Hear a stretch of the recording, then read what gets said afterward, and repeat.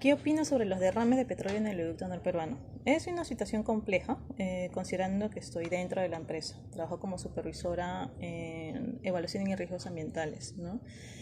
Los derrames en el oleoducto en el transcurso de estos últimos 5 años han tenido un cambio, una dinámica diferente a los anteriores. El 2014, con el evento del 41.8 del tramo 1 a la altura de la comunidad de Cuninico, marcó un antes y un después. ¿Por qué? Entra a tallar mucho el contexto social y mediático de la prensa, ¿no? En el momento en que se muestra a niños con hidrocarburos en las manos y salen a relucir aspectos como la gestión o la atención a las personas en el marco de esta contingencia, generaron que Petroperú tome acciones adicionales con un empoderamiento en el tema social muy fuerte, ¿ya? Y sin embargo, después de ese evento y ciertas condiciones o pautas, en el 2016 ocurrieron otros dos eventos significativos, que vienen a ser los del 206 en el tramo URN y el 440 en el tramo 2.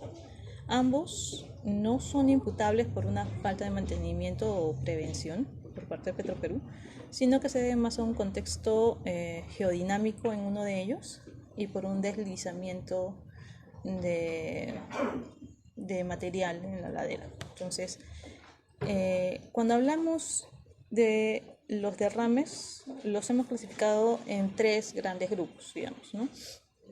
Uno que tiene que ver con los atentados, ¿ya? Otro grupo que tiene que ver con las fallas y geodinámicas, factores externos, y otros con fallas operativas propiamente, ¿ya?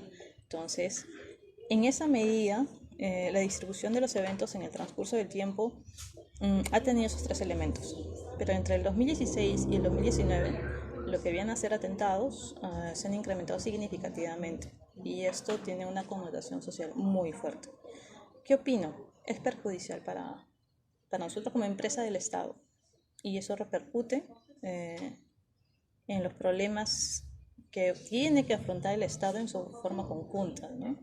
Entiéndase que no es solamente Petroperú quien debe actuar, sino que entran las autoridades de fiscalización y los propios ministerios, ¿no? Que nos supervisan en cuanto a qué es lo que hacemos, ¿no? Es más, hasta la PCM entra a tallar en algunas ocasiones. ¿Considera que esta problemática puede afectar nuestro desarrollo económico y social? Significativamente a nivel de país. Lo que me preocupa mucho a nivel personal, no hablo como Petroperú, pero hablo como profesional que ve directamente estos temas, ¿no? Es que no se dimensiona adecuadamente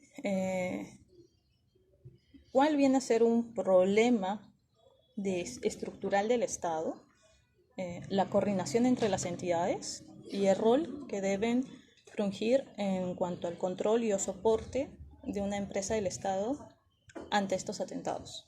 Por ejemplo, los eventos o los cortes que se dieron en el año 2016 fueron 11 a lo largo del tramo 1. ¿Por qué hacían estos cortes? Estaba muy vinculado por la necesidad de mano de obra local. ¿Cuál es el salario promedio? ¿Cuál es el salario promedio por actividades? ¿O cuáles en principio son las actividades que se desarrollan en esa zona? Por ejemplo, ¿no? Pesca, caza, colecta. ¿Cuánto ganan día? ¿No? 40, 50, 80, 100 soles.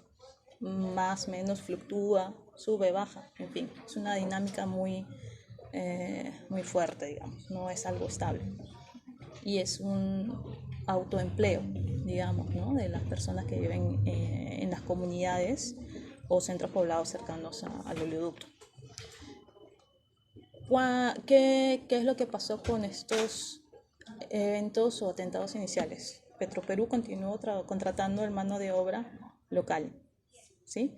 Y a un sueldo estable jornalía, que implicaba beneficios de ley, que implicaba seguros, que implicaba que recibieran quincenalmente un sueldo estable. Entonces, en esas condiciones, para personas que tenían un sueldo que no lo era, representó una mejora significativa, económica, ¿ya? Hasta social. Pero sin embargo, esto fue tergiversándose, y en los últimos atentados ya comenzaron a condicionarnos y decirnos, espérate, antes de que ingreses a reparar, coordinemos cuál va a ser el salario del personal que vas a contratar de esta zona. Si no, no ingresas. Es más, en el 2019 también va un poco en esa línea. En los últimos atentados, antes de que nos permitan ingresar para reparar, nos decían, pero primero hay que conciliar, primero tiene que venir PCM, y con ellos de por medio vamos a acordar cuál va a ser el salario que vamos a recibir, digamos, ¿no? Entonces, un derrame que puede contenerse, no sé, en un área determinada de 100 metros cuadrados, 200 metros cuadrados, bajo condiciones de lluvia, con cuerpos como quebradas cercanas, y con un derrame que pase de 2, 3, 5 días a 2 semanas, un mes, se vuelve enormemente significativo y costoso en remediación, limpieza, disposición de residuos, ¿no? Entonces, todo eso sale de los fondos de Petroperú, y los fondos de Petroperú son del Estado. Entonces, quien sale perdiendo es el Estado, y el Estado somos todos los peruanos, ¿ya? Entonces, hay una tergiversación muy fuerte de cuál debiera ser el rol de Petroperú. Y el Estado, entiendo yo, que debiera encargarse de definir la responsabilidad, pues tomar las acciones correspondientes para que esas personas ya no estén con la posibilidad de continuar con este tipo de eventos, generar este tipo de atentados, y al mismo tiempo supervisar que las acciones de limpieza y remediación sean lo suficiente para que no genere un impacto negativo en la población, ¿ya? Y ahí es donde cumple un rol importante OEFA, ANA, DIGESA y otras entidades de fiscalización ambiental, ¿no? Pero aún así, el tema de remediación ambiental y los riesgos que puede o no generar a una población sigue en un proceso de aprendizaje entre Petroperú y también por parte de OEFA. ¿Cuánto es suficiente? ¿Hasta dónde debo limpiar? ¿Cuánto puede representar un riesgo y cuándo no? Cada evento tiene una dinámica diferente y un contexto social diferente. No podemos decir que la población A consume agua y la población B de otro atentado o de otro evento también va a consumir agua de esa misma zona. No es así. Uno tiene que hacer un estudio detallado y en función de eso establecer medidas de remediación, ¿no?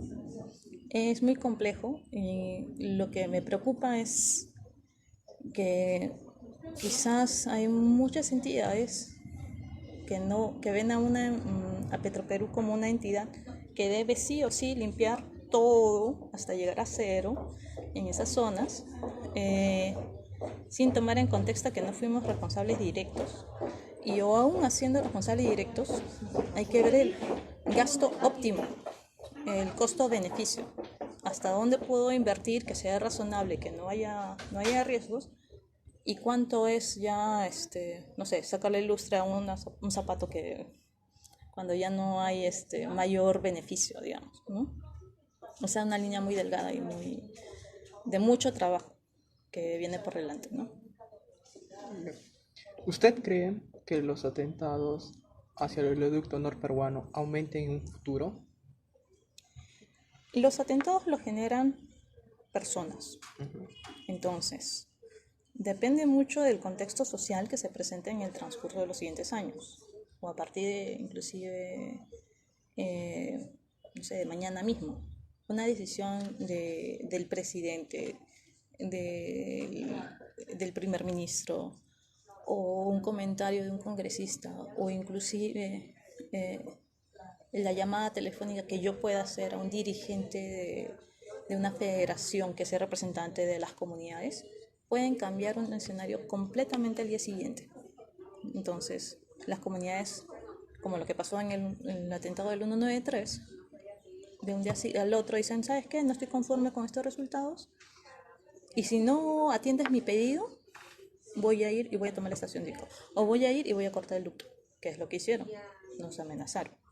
Amenazaron al Estado, porque no estaban de acuerdo con los resultados de unas elecciones. Y en ese contexto, al no ceder una posición como Estado, tomaron acción y generaron un corte en el cual no permitieron que ingresáramos hasta después de 3 meses de un proceso de negociación social con PCM de por medio, muy fuerte, en el cual la comunidad solicitó lo que es un justo derecho, hasta cierto punto, que le cubran necesidades básicas: agua, luz, desagüe, educación, comunicaciones, cosas que ciertas comunidades en el entorno del oleoducto norperuano, que es una zona de difícil acceso, no tienen hasta la fecha. Entonces, en la medida que el Estado no esté presente en estas zonas de difícil acceso, van a seguir representantes, personas determinadas, presentando cierta coacción, diciendo que si no se les atiende sus pedidos, pues o tomo la estación o puedo generar un corte. Es una forma de llamar la atención del Estado, PCM, Ministerio de Vivienda o electrificación rural y demás, porque no se les escucha cuando es de forma pacífica. Entonces, el mecanismo que han encontrado es bloquear carreteras, hacer paralizaciones, protestas, dejar trabajar, bloquear rutas de ríos navegables, porque el Estado no está respondiendo en su totalidad a sus reclamos. ¿Puede aumentar el número de atentados? Puede ser, pero ¿qué es lo que hemos visto? En el 2016, por ejemplo, tuvimos 11 atentados, como les mencioné, en el tramo 1. En el 2019 no hemos tenido ninguno. ¿Por qué? Porque nuestra atención se centró en conversar, conciliar, atender de forma conjunta con entidades del Estado cuáles son las necesidades de las comunidades en el tramo 1. ¿Ya? Si había una disconformidad, pues estamos tratando de ser nexo entre entidades del Estado y las comunidades y sus necesidades. Los atentados entre el 2018, noviembre de 2018 y en el 2019 están en el ORN y han estado en el tramo 2. Entonces, vamos a trabajar aquí en adelante para que el estado de ánimo y la presencia de Petroperú en esta zona sea mejor vista. Sin embargo, es una tarea que no puede desarrollarla solo Petroperú, corresponde a diferentes niveles del Estado. Nuevamente, si no está viviendo, no está educación, no hay luz, no tengo desagüe, centros médicos y demás, la población va a seguir protestando de diferentes formas, ¿no? ¿Y qué esperamos? Que reduzcan, pero la reducción de los atentados no puede ser solo responsabilidad de Petroperú, no lo es. Es una responsabilidad del Estado y sus diferentes instituciones, ¿no? Muchísimas gracias. Okay.